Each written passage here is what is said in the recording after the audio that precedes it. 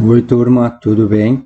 Vamos falar agora de bioinformática e vamos linkar bioinformática, então, dentro da área de patologia. Bioinformática, né?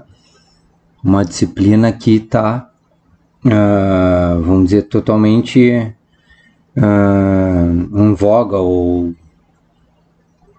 ou atualizada, né? Ou, vamos dizer, no front aí de muita coisa que está acontecendo na parte de investigação genômica e no avanço, vamos dizer, da ciência e da medicina, porque lida direto com informação, né, molecular. A bioinformática é a disciplina da ciência que lida com a aplicação assim, de matemática, estatística, métodos computacionais, né, em favor ou para fazer o processamento, né, de informação genômica, né, aí dentro dessa informação genômica, dentro dessa análise, que tipo de informação a gente pode encontrar. Então, um sequenciamento de um DNA, de um RNA, um sequenciamento, né, de proteínas, o estudo da estrutura, né, das proteínas também e dos ácidos nucleicos, então a estrutura terciária e quaternária, a anotação funcional também, então quais são as funções, né, de determinadas proteínas, né, de determinadas moléculas, estudo então de vias de sinalização e também então aquela correlação, né, genotípica e fenotípica, então aquela tradução então genotípica e do estudo do fenótipo, por exemplo, morfológico de uma neoplasia, e também, né, clinicamente, então aquela correlação também genotípica direto com o tratamento, então aquela informação preditiva que está dentro do genoma, né, a traduzir isso aí com o tratamento. Então isso aí é todo tipo de informação genômica que pode ser processado então pela bioinformática, aplicando então diversos metodologias que vão passando da matemática, estatística e da computação para lidar com essa informação, com essa base de dados, para então tentar melhorar, entender uma doença ou uma neoplasia, então para gerar uma categorização, né, para entender o processo, para desenvolver um tratamento e desenvolver, né, claro, ciência também na parte de pesquisa, aplicando bioinformática, então dentro de todo esse tipo de informação. Além disso, né, desse tipo de processamento, a bioinformática também está envolvida, né, no desenho e na manutenção, então, de bancos de dados moleculares, né? Então, grandes bancos de dados moleculares, né? A bioinformática vai estar atuando nesses bancos de dados, tá? Além disso, né, dentro desse fluxo de trabalho genômico que envolvem equipamentos, né, ambientes laboratoriais, né, a gente pode ver a bioinformática então atuando na automação, na automatização de todo esse fluxo que está acontecendo no estudo genômico, né? Então a bioinformática vai ter um papel aí. Além desse pipeline, desse fluxo genômico, né, dentro do laboratório, a bioinformática vai estar ali usando, então, e desenhando processos dentro de sistemas de informação, né, aplicando, por exemplo, tecnologias web para dentro desse fluxo, vai estar ali, por exemplo, numa parte analítica também usando softwares para processamento de imagens, vai estar ali fazendo então modelos matemáticos e fazendo aquelas simulações computacionais, né? Todos aqueles estudos em sílico, né? Todos aqueles estudos em sílico que a bioinformática permite se fazer hoje em dia, né? No estudo, na análise dessa informação genômica. Com isso, então, o repertório, né, toda a base de aplicação então da bioinformática está com uma base assim de aplicação que vai dentro, por exemplo, da pesquisa biológica, então também ajudando na descoberta de marcadores biológicos, está ajudando, então, está sendo aplicado então para fazer o desenvolvimento de novas drogas, né? Clinicamente, então, a bioinformática tem uma aplicação clínica direta, por exemplo, dentro do que hoje em dia se chama de medicina genômica ou medicina personalizada, individualizada, né? Onde a gente pega informação genômica de um indivíduo, então, e pode, por exemplo, comparar com bancos genômicos públicos, aplicar algoritmos para ver, por exemplo, trials, onde determinado achado pode encaixar um paciente, ou testar, ou tentar dar um significado para uma alteração genômica que foi encontrado, né? Também pode ser aplicado na coleta de material e informação, por exemplo, de saúde privada ou pública, né? Também no setor mais local e mais amplo, por exemplo, regional e nacional, né? Além disso, permite ser aplicado então pro diagnóstico molecular clínico clássico, então, por exemplo, um pipeline de sequenciamento de última geração pode fazer um diagnóstico molecular de uma neoplasia de um indivíduo, auxiliando assim, por exemplo, também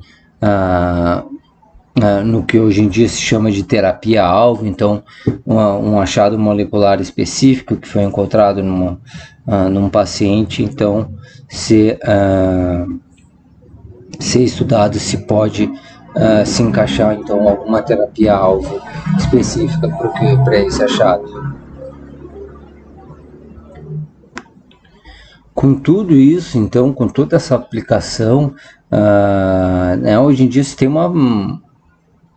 vamos dizer, uma espécie de uma pressão, assim, né, porque de tanta informação molecular diagnóstica que a gente tem hoje em dia, e até, né, essa forma individualizada, com até terapias alvo específica para esses achados, então existe hoje em dia um aumento, assim, uma pressão para cima da patologia, dos patologistas, né, para proporcionar assim, um material organizado, né, que vem desde a amostra até aquela informação diagnóstica, prognóstica e preditiva, né, que vai ser permitir então se dar de forma adequada, né, ou se planejar de forma adequada, né, a terapia de um paciente, e também entender um prognóstico de determinada doença num paciente.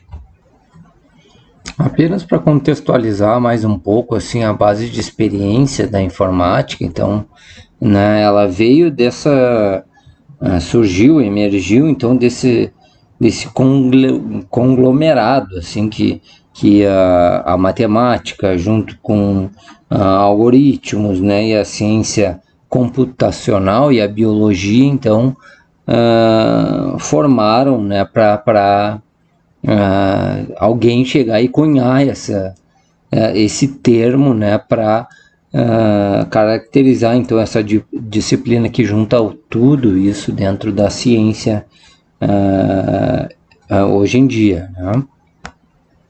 O desenvolvimento de modelos matemáticos, né, para predizer assim a estrutura de proteínas e ácidos nucleicos, mais ou menos começou ali pelos anos 50, né, onde o Watson e Crick, então, eles fizeram aquele breakthrough, né, eles identificaram o DNA e descreveram o código genético, né.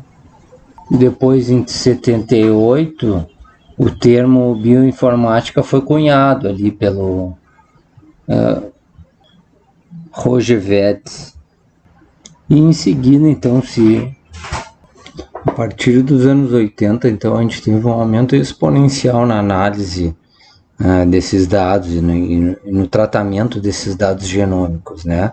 E então, a partir de 2000, daí sim, né, surgiram tecnologias revolucionárias, né, que permitiram né, o acesso, então, com alto rendimento a essas informações. Então, por exemplo, metodologias como arrays, né, e o sequenciamento de última geração permitiram, então, aumentar muito a velocidade, né, e o rendimento para fazer essas análises. E então agora recentemente, né, fazendo parte dos últimos avanços, a bioinformática tá liderando, né, tá fazendo um manejo assim centralizado, um manejo central assim de todos esses dados laboratoriais e genômicos que estão sendo investigados hoje em dia, né? Por exemplo, a criação desses grandes bancos genômicos de informação, de dados laboratoriais, né, que são alguns deles abertos, né, então fazem parte do dia a dia, assim, da bioinformática. Além disso, o desenvolvimento de vários softwares, né, alguns deles abertos também, também, então, tá nesse conjunto assim do que está acontecendo, dessa modelação que está acontecendo, que a bioinformática está trazendo, né, para dentro da ciência e da medicina, né? Vamos ver então quais são as exigências computacionais, né, para a gente fazer esses estudos. Pela complexidade, essa grande quantidade de dados, né, e de informações, incluindo aí imagens, né, a gente vai precisar então fazer um cálculo, né,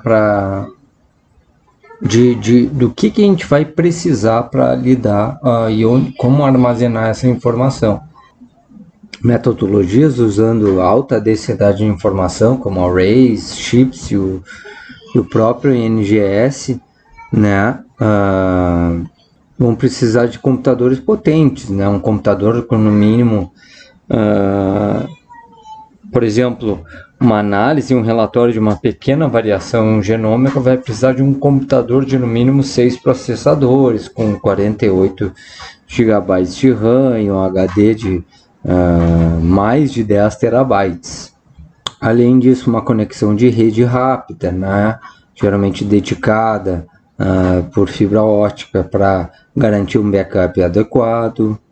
Pelo acúmulo de tanta informação, geralmente bancos de dados, né, e data centers têm que ser montados para serem armazenadas essas informações. Então, dentro dessa rede que é formada, a gente vai precisar, por exemplo, de servidores dedicados, né? Dentro dessa grande infraestrutura que vai envolver desde muito hardware até os softwares, né? E também o pessoal, então bioinformatas, estatísticos, analistas de sistema, gerenciadores de dados, os próprios programadores, né? Que web e aquelas pessoas que desenvolvem, né? Aquela parte do usuário final, né? Da interface ali de como vai ser usado esse sistema, e também o pessoal todo de suporte para isso aí. E agora especificamente vamos ver algumas aplicações então de bioinformática, né? A gente tem, por exemplo, análise de sequências genômicas, a criação de bancos de dados genômicos, análise de estrutura e de função de proteínas e, claro, se a gente voltar e olhar tudo no macro assim, ver todas as relações que podem se intercambiar dessa análise que foi coletada, então o gerenciamento de toda essa informação que está relacionada a isso, né? Então o escopo da bioinformática é muito grande, né? A maioria das aplicações então estão mais ou menos subdivididas aí nesses principais itens que eu estou apresentando para vocês. Iniciando pela análise de sequências gênicas, né? Vamos dizer que a gente pode dizer que é a maior aplicação da bioinformática hoje em dia, né? Principalmente por causa da necessidade, né, da gente descobrir então novas sequências ou variações genômicas, né, de importância dentro de toda a ciência da saúde. Então, mesmo as já conhecidas, né, quando a gente repete essa identificação e variações novas, são muito importantes, né? São informações muito valiosas hoje em dia para a bioinformática. Com, então, o desenvolvimento dessas terapias-alvo novas, né? O perfil mutacional, então, agora, de tumores está totalmente, né, é uma informação totalmente importante, vamos dizer, fundamental hoje em dia, né, dentro do processo de diagnóstico e tratamento de tumores, né. Isso aí trouxe então a bioinformática pro front assim de disciplina que está despontando, né, dentro da área de informática e ciências da saúde. E dentro dessa análise de sequenciamento, então, quais são as etapas básicas que a gente vai ter, onde a gente vai ver o pipeline de bioinformática ali dentro, tá?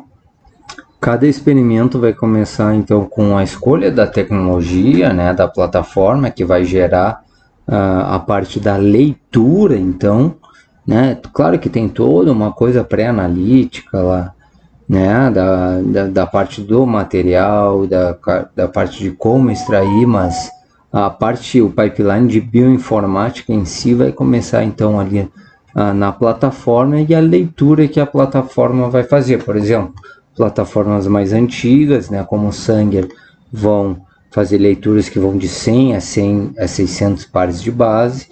Um sequenciamento de última geração pode ler, por exemplo, sequências de 100 a 300 pares de base, né?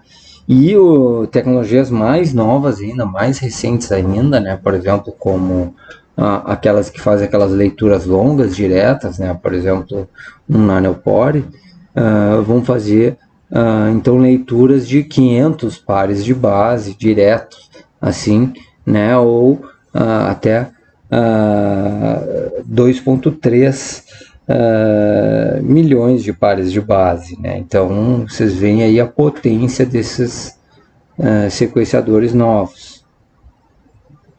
Seguindo esse pipeline, então, dependendo da plataforma, também a gente vai ter um número de leituras, assim, né?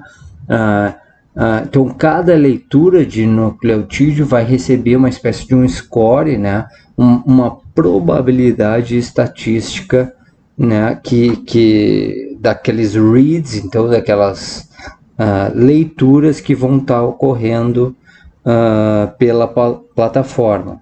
Quanto mais leituras, mais, vamos dizer, profunda, né? A gente vai ter, vai ser a nossa qualidade, né, de resultado positivo. Então, vai melhorando essa estatística, esse score, né, para ser alinhado, então, com uma sequência de referência. Então, quanto mais profunda, mais read, o score F red vai melhorando, né? A gente bate, alinha isso com uma sequência de referência, né? O software vai fazer isso, né? E a partir daí, então, vão se começar a fazer as anotações, né? Que são as anotações das variações de sequência em relação a essa referência que vão ser detectadas. Então, aí que a gente chama no pipeline essa parte de chamada e anotação das variantes que vão surgindo. Claro, o software pode pegar e fazer isso automaticamente dentro de bancos de dados, né, através de algoritmos, ou dá para anotar também diretamente. Então a gente vê as chamadas ali, anota e vai para dar o significado delas nos bancos de dados, né? Pode fazer isso de forma, vamos dizer, manual, assim. Mas claro que hoje em dia tudo isso aí é feito com software, porque ele vai te dar um poder, ele tem um poder computacional, claro, vamos dizer, quase ilimitado, né? E com essa chamada, né, e essa conferência que a gente vai ter ali, isso aí vai dar uma confiança estatística muito alta para, vamos dizer, detectar essa variação aí, confirmar essa variação. Com isso, né, a gente vai ter um output aí de dados, né, que é muito grande, né? Às vezes a gente pode, por exemplo, correr um sequenciamento e pegar a informação de todo o exoma do paciente, né? Então imagina a quantidade de informação que pode sair só numa corrida, né, de um tumor. Então milhões de leituras, né? A gente vai precisar de um grande processamento computacional.